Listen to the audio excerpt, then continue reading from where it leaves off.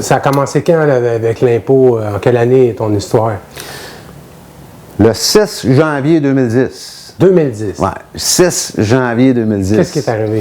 J'ai reçu une lettre de Revenu Québec, puis je pense que je ne suis pas le seul cette année-là qui a reçu ça. Là. Il y avait une passe, là. Je pense qu'on est 8000 qui ont reçu cette lettre-là en janvier 2010, Okay. selon les recherches que j'ai faites, là, qui disaient que bonjour, nous avons de bonnes raisons de croire que vous ne déclarez pas tous vos revenus. Donc, nous avons certaines questions à vous poser. Puis là, il y avait un genre je ne sais pas, 7-8 pages là, avec des questions. Là, puis il fallait que je réponde à ces questions-là. Puis j'avais 10 jours pour répondre aux questions, puis leur retourner ça. C'est ça qui est arrivé en janvier 2010. OK. Puis après ça, ils t'ont envoyé. Ben moi, ce que j'ai fait, c'est que j'ai répondu aux questions, tu sais, comme parce que moi, en janvier 2010, là, j'ai absolument aucune connaissance du monde légal dans lequel je vis.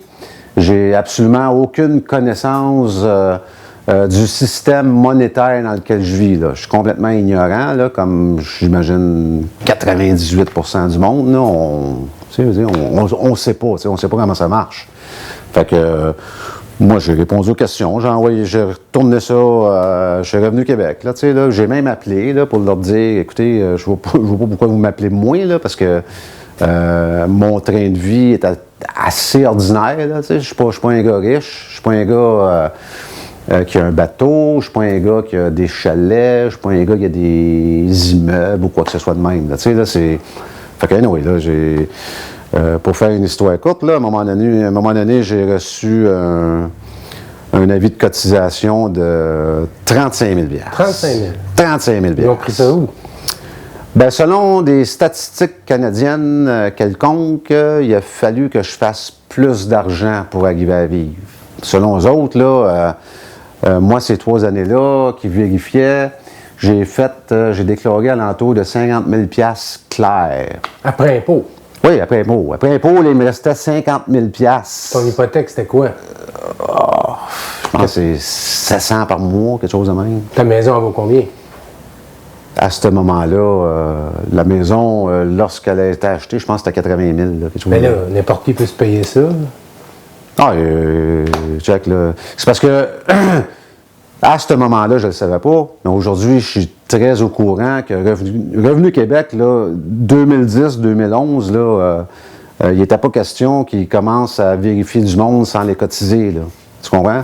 On a eu des preuves de ça, là, dans les journaux, là, que Revenu Québec, aussitôt qu'ils te pointent, mais il faut qu'ils rapportent 1000 $ de l'heure, là, tu sais, là, puis ils ont des quotas à respecter, puis tu sais, on a tout vu ça, là. Aujourd'hui, on est en 2016, là, mais à ce moment-là, en 2010, moi, je ne suis pas au courant de ça, là. Je n'ai jamais dealé vraiment avec Revenu Québec, je ne sais pas comment ça marche. Je t'ai envoyé 35 000 $. Comment? Tu lui as envoyé 35 000 $? Non, j'ai jamais payé une scène de ça. T'es malade, toi. Non. Moi, à un moment donné, j'ai été voir un avocat. OK. J'ai été voir un avocat, puis je suis sorti de là avec l'idée profonde que j'étais pour m'occuper de ça moi-même. Tu comprends? Okay. Parce que l'avocat, tout ce qu'il voulait, en fin de compte, c'est un dépôt de 3 000 $ pour ouvrir le dossier. Tu comprends? Quand tu arrives dans cette situation-là avec Revenu Québec, là, tout le monde veut de l'argent. Là, tu vas voir un avocat, il veut de l'argent.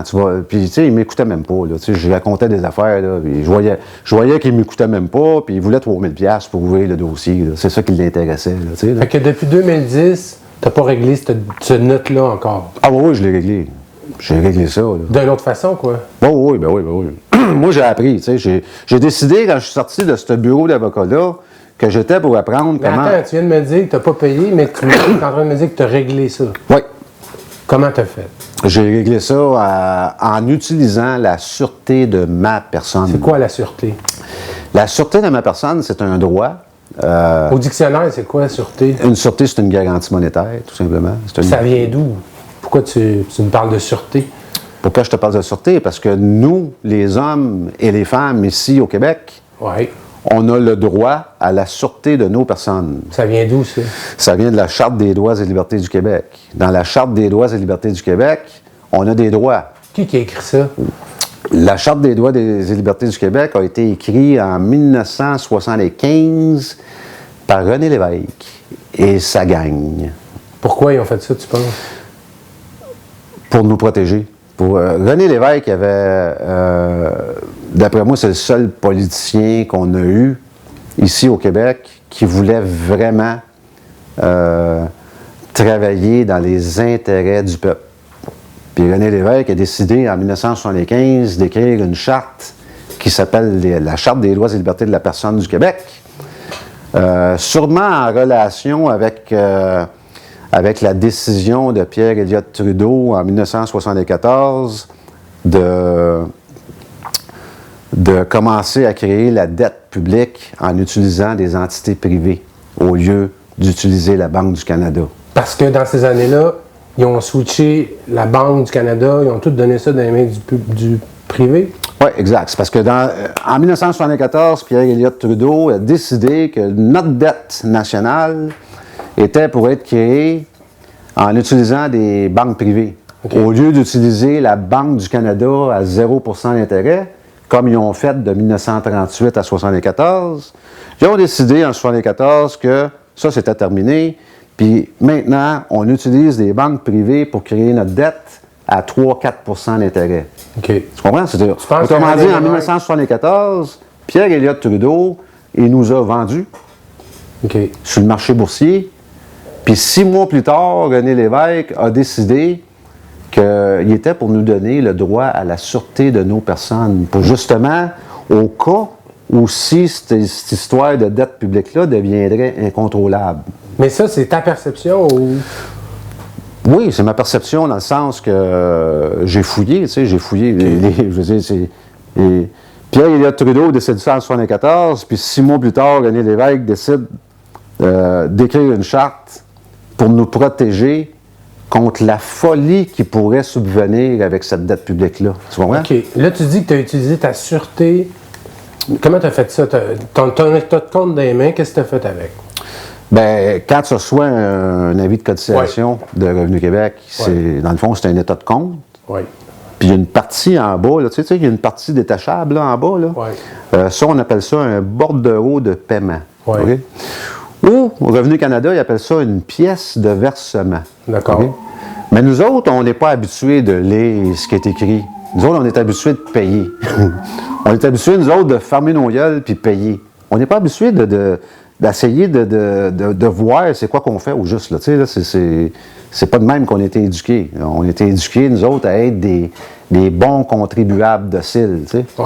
Mais si tu checkes pièce de versement, ça te le dit, tu sais, ça te le dit en pleine face que cette affaire-là, c'est une pièce qui va servir à verser quelque chose. Okay. Hein? Bon, encore là, c'est pas quelque chose qu'on nous apprend, OK? Mais moi, j'ai tout appris ça. Moi, j'ai appris comment fonctionne le système légal au complet, puis j'ai appris comment fonctionne le système monétaire au complet. Fait que moi, je suis au courant que je peux transformer cette pièce de versement-là en lettre de change, OK? Je sais c'est quoi une lettre de change, je sais c'est quoi... je sais qu'est-ce que je peux faire avec. Je suis au courant ici au Canada qu'il y a une loi qui s'appelle la loi sur les lettres de change. Tu sais, c'est pas pour rien qu'il y a une loi qui s'appelle la loi sur les lettres de change. Là. Okay. C'est pas... ils ont pas... Cette loi-là n'existe pas juste pour décoration. Là, tu sais, là. Il y a une loi ici au Canada aussi qui s'appelle la loi sur la gestion des finances publiques. OK? C'est pas pour rien qu'elle existe, cette loi-là. Mais nous autres, on n'est pas, tu sais, c'est pas notre domaine, hein, fait qu'on n'est pas habitué à aller fouiller là-dedans, là, tu sais, là. Puis si tu vas voir dans la loi sur la gestion des finances publiques, c'est clairement indiqué qu'une lettre de change, c'est de l'argent. C'est de l'argent légal ici au Canada. C'est écrit dans la loi, là, tu sais, c'est écrit, c'est quoi de l'argent? Tu sais, c'est un chèque, une traite bancaire, un mandat de poste, une lettre de change. Ça, toutes ces affaires-là, c'est des effets de commerce, puis c'est tout de l'argent. C'est de l'argent. Toi, tu as décidé, tu as pris ça à l'envers, tu l'as viré de bord, puis tu as dit, moi, je fais une lettre de change avec ça. Ouais, j'ai pas juste viré de bord, là. J'ai décidé de transformer. En premier lieu, là, avant de faire ça, là, j'ai demandé à Revenu Québec si j'avais le droit de faire ça, tu sais. Parce que j'ai appris toutes ces choses-là, mais il faut que je vérifie quand même. Ouais. Ils t'ont répondu quoi? Ils m'ont pas répondu. Là, là. J'ai posé la question à Revenu Québec si je pouvais utiliser la sûreté de ma personne pour que cette sûreté puisse décharger ces dettes-là que Revenu Québec adresse à ma personne, parce que je ne veux pas les racheter, ces dettes-là. Mais pourquoi tu aurais le droit de faire ça? Parce que... Je vais donner un exemple. Tu n'es pas un employé du gouvernement. Non, je ne suis pas un employé du gouvernement. Puis pas rien que ça, c'est que moi, j'ai toutes les bonnes raisons de croire qu'on se fait voler. Moi, j'ai OK, mais ma question, c'est comment tu as le droit d'avoir le pouvoir de transformer ça en lettre de change? Parce que c'est pas un pouvoir, là, c'est juste une technicalité. Là. Un Ontarien pourrait-tu faire ça? Ben oui. Même s'ils n'ont pas la même charte que nous. Ça n'a rien à voir. Ils ont une charte, eux autres, avec. Là. Il y a la Charte canadienne des droits et libertés qui dit que tout être humain a droit à la sécurité de sa personne. Eux autres, c'est sécurité, puis nous autres, c'est sûreté. Oui. Ici, au Québec, c'est bizarre, mais René Lévesque a vraiment utilisé le mot qu'il faut utiliser, c'est-à-dire le mot sûreté. Sûreté. OK? On est la seule place en Amérique du Nord là, où ce que le mot sûreté est utilisé. Là, OK. Là. Puis c'est sûr qu'il y en a qui vont vous dire, oh, ça veut dire que vous avez le droit à la sûreté de votre personne, ça veut dire que personne ne peut vous tuer ou des. Tu sais, ça n'a rien à voir. Là. Ça n'a absolument rien à voir avec ce bout-là. Là. Vous avez le droit à la sûreté de vos personnes, ça veut dire qu'il y a une sûreté qui existe pour cette personne-là que vous avez, puis vous pouvez l'utiliser. Tu sais, c'est ça que ça veut dire. Là, tu sais, là.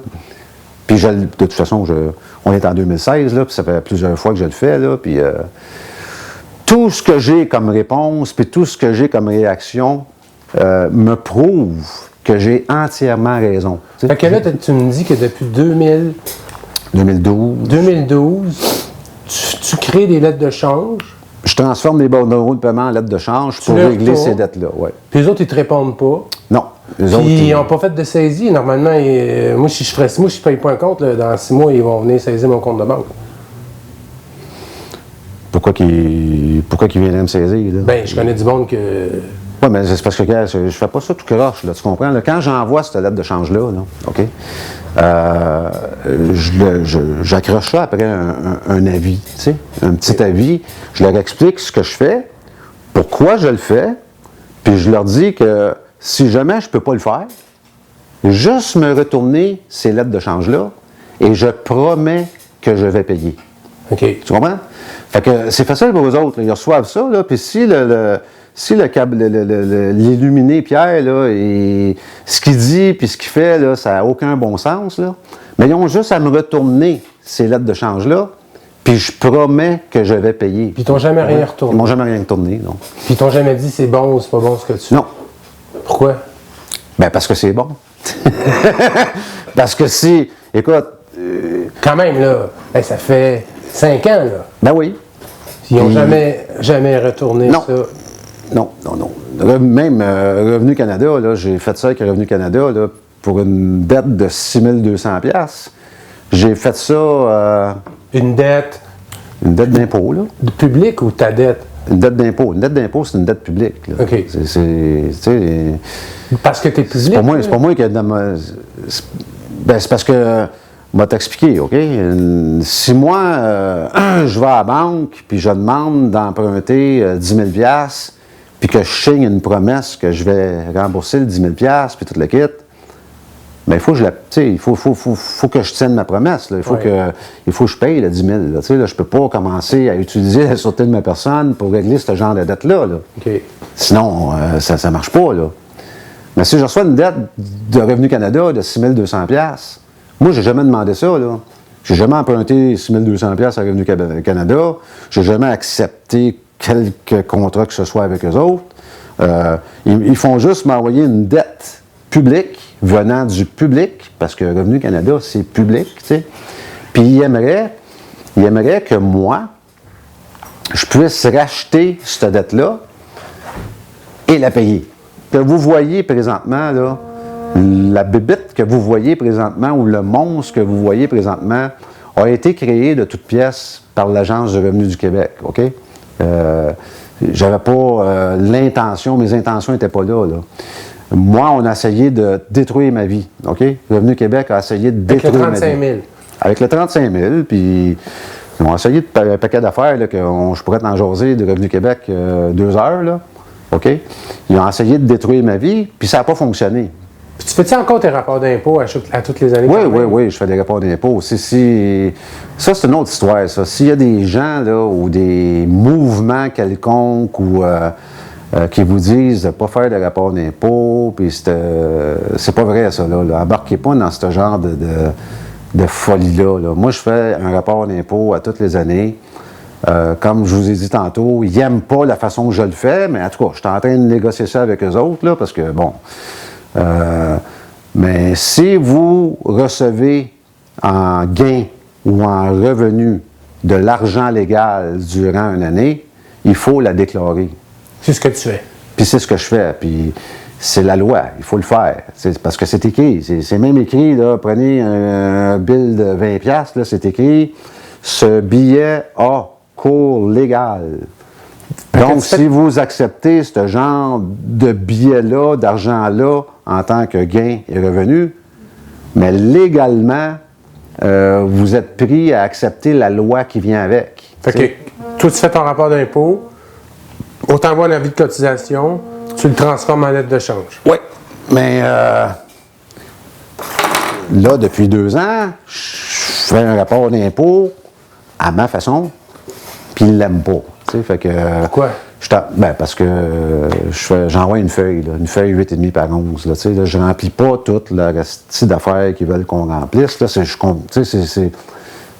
comprends rien. C'est difficile là-dedans. Là, puis c'est pas vrai que je vais aller payer un comptable pour faire un rapport d'impôt. Je ne fais plus jamais ça de ma vie. Là, OK? Parce que j'ai compris aujourd'hui que la vie que j'ai, elle m'appartient à moi. C'est écrit dans la Charte des droits et libertés du Québec que tout être humain a droit à la vie. OK?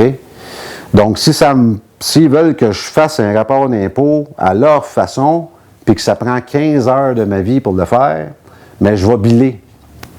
OK. OK? Je vais biller, puis il va falloir qu'ils payent. Sinon, il va falloir qu'ils se contentent de ce que je leur envoie gratuitement. Tu comprends? Moi, faire un rapport d'impôt, ça me prend 3 minutes et 48 secondes.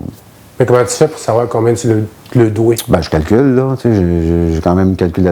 Comment je leur dois? Ben, si tu as gagné 50 000. C'est pas à moi à déterminer ça. Si les autres, ils pensent que... Moi, je déclare les revenus. Toi, tu marques que j'ai fait 50 000 Oui. Moi, j'ai fait tant d'argent, puis c'est ça. S'il y a quelque chose d'autre, communiquez avec moi, puis il n'y a aucun problème. Là. S'ils ont un bill à m'envoyer, qu'ils me l'ont envoyé, je vais m'en occuper, je vais l'administrer, je vais le transformer en lettre de change, puis je vais le renvoyer, puis c'est tout, là. OK. Moi, je suis prêt à moi, je veux coopérer à 100%. Ils t'ont jamais répondu. Mais dernièrement, Revenu Québec m'a envoyé des menaces, parce que les autres, c'est comme ça qu'ils opèrent, là. Ils m'envoient des menaces. Puis là, ils veulent que je fasse un rapport d'impôt comme eux veulent qu'il soit fait. Puis moi, mais là, je suis en train de leur envoyer un bill pour qu'ils me payent avant, parce que ça va prendre à peu près 15 heures de ma vie faire ça. OK. Puis moi, le 15 heures, mais étant donné qu'il est à moi, qui n'est pas à eux autres, ben je vois pas pourquoi je leur donnerais. Là. Tu sais, là, à un moment donné, quand tu passes du temps pour apprendre quels sont tes droits fondamentaux, tu t'aperçois que tu n'es pas un esclave. Tu t'aperçois que c'est toi le maître de ta vie, c'est toi le boss dans ta vie. Tu t'aperçois que la vie, les heures, les minutes que tu passes à la planète, ils t'appartiennent à toi. Ils n'appartiennent pas à Revenu Québec, ils n'appartiennent pas à Revenu Canada, c'est à toi qu'ils appartiennent. Puis si ces gens-là veulent une partie de ta vie, mais tu as le droit de les biller, là. Puis tu as le droit de le faire gratuitement. Tu sais, je dis pas ça pour que tu fasses comme moi, là. Moi, je le fais parce que je suis conscient aujourd'hui que ma vie, elle m'appartient à moi, pas à Revenu Québec. Puis si Revenu Québec, ils en veulent une partie, il va falloir qu'ils payent pour. C'est malheureux, mais c'est comme ça, tu sais. Puis si jamais ils sont pas contents, mais ils vont sûrement m'emmener en cours à un moment donné, puis je vais aller raconter à M. le juge que écoutez, monsieur le juge, la Charte des droits et libertés du Québec me donne le pouvoir de dire que si quelqu'un veut une partie de ma vie, mais j'ai le droit de réclamer en considération une partie de la leur, tu sais. Puis si c'est pas vrai, monsieur le juge, dites-moi là tu sais, si c'est pas vrai que je suis un homme libre, juste, tu sais, nous sommes vraiment désolés, M. Daou, mais vous êtes une propriété du gouvernement et vous devez faire ce qu'on vous dit de faire. Puis signe là en bas, puis je vous promets que je vais faire ce que vous me dites de faire. C'est tout, là. Sinon, tu sais, on est libre ou on n'est pas libre. Tu sais, c'est un ou l'autre. C'est pas, il n'y a pas de... Tu sais, puis moi, je suis conscient de tout ça aujourd'hui, grâce à Revenu Québec. Parce que si ces gens-là n'avaient pas essayé de détruire ma vie, peut-être que je ne serais pas conscient de dire aujourd'hui que je serais comme tout le monde. Tu sais, je ne penserais pas à ces choses-là. Là. Mais aujourd'hui, je pense. Tu sais, quand quelqu'un veut une partie de ma vie, ça se peut que je demande quelque chose en considération.